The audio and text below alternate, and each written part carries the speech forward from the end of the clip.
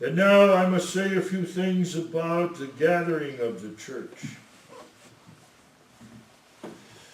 Catechism says, first of all, that the church is gathered by the Son of God. That's a reference not to the second person of the Trinity, of course, but is a reference to the second person of the Trinity in our flesh, in the exalted Christ, who in our flesh, as he suffered and died among us and rose again, as the eternal Son of God, God with us gathers the church. He's the only one that gathers the church. Nobody else can do that. Of course nobody else can do that. Nobody else knows who are the elect. I don't know. No preacher knows. No man can know who are elect and who are not. Son of God knows. He died for them. Their names were on his lips when he suffered the wrath of God. So he alone can gather the church. In the second place, the Son of God alone can gather the church because it's a work of a sovereign God that requires something totally, humanly impossible. How can a man make out of a prostitute the bride of Christ?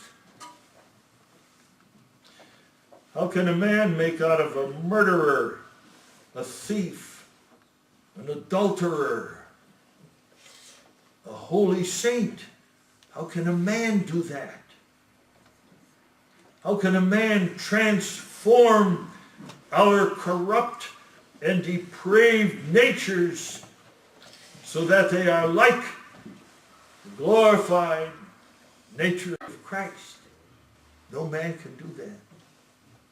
We can't even take a dirty, muddy, ugly stone and make it into a block of marble.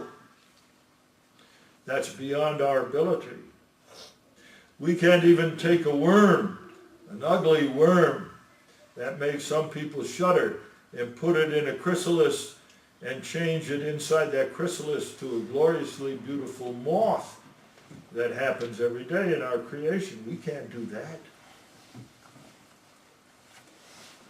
God can, and God does in the creation by his providence, but in the salvation of the church he does something infinitely more wonderful.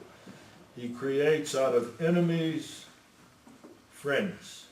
He creates out of those who curse and blaspheme the name of God people on their knees, worshiping and adoring the Most High. He creates out of murderers and thieves and fornicators and covetous, the scum of the earth, the bride of Christ.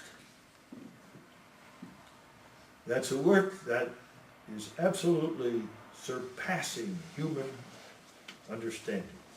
Only the Son of God can do that. And he can only do that by the power of his cross and of his death and of his resurrection and of his ascension on high. And so the Son of God gathers the church. In the second place, Catechism says he does this from the beginning to the end of the world. We are not premillennialists. Even when I was studying for my master's degree in Calvin Seminary, a professor refused to call the people of God in the old dispensation the church. He said they were kingdom people. That's pre-mill. And when we pointed out to him that Lord's Day 21 speaks of the church in the old and in the new dispensation, gathered by the Son of God, he said that wasn't what the Catechism meant. But what it did mean, he never said, of course.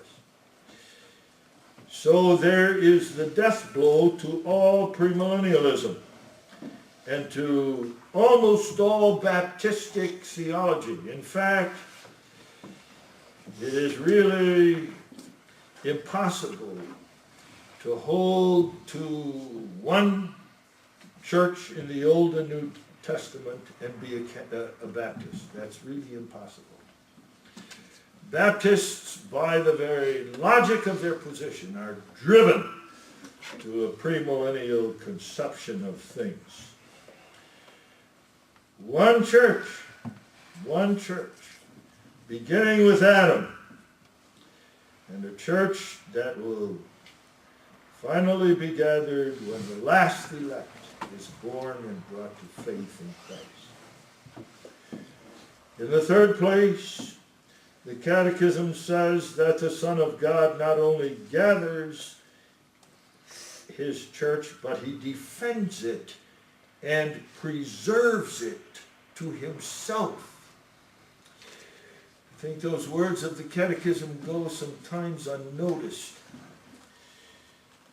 He gathers it, yes, but he defends it and he preserves it. It's his church. It's his bride. It's the object of his love. And it's the object of the everlasting love of God. It is precious in God's sight. He cherishes his church. He loves his church with a great love as he loves himself as the only true God. He will do anything for his church, anything necessary for the church's salvation. And to gather against that church are all the forces of hell, the devil and his millions of demons, and the wicked world about them, and the church is helpless, a little band. That's the irony of the church, isn't it? It's a host which no man can number. It's greater in number than the stars of the heavens, and than the sand on the seashore. But, says Isaiah, as it manifests itself in the world, it's a hut in a garden of cucumbers. It's a very small remnant. It's a besieged city, attacked on every side by the forces of darkness that seem to have the victory and that apparently win out finally. But, says the Catechism, no, the Son of God defends his church. And he defends his church because he is sovereign over all, the Lord of lords and the King of kings, by using everything that befalls the church, not to destroy it, but to save it. If the enemies of the church kill the people of God, that's only the way of being translated to glory. And so everything is ours, everything serves our salvation, and his church is preserved. Fear not, little flock, Jesus says to his disciples. Fear not, little flock. It is your Father's good pleasure to give you the kingdom. And there is nothing that will prevent us from inheriting the kingdom.